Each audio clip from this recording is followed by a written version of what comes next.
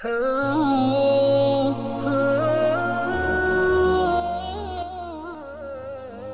صلی اللہ علیہ وسلم نے فرمایا،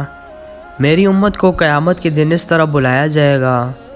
ان کی پیشانیاں اور ان کے پاؤں وضو کے آثار کی وجہ سے چمک رہے ہوں گے۔ نبی کریم صلی اللہ علیہ وسلم نے ارشاد فرمایا، تم اللہ تعالیٰ سے ایسی حالت میں دعا کیا کرو کہ تم قبولیت کا یقین رکھا کرو، اور یہ جان لو کہ اللہ تعالیٰ غفلت سے بھرے دل سے دعا قبول نہیں کرتا۔ حدیث رسول مبارک صلی اللہ علیہ وسلم، حضرت محمد صلی اللہ علیہ وسلم نے فرمایا،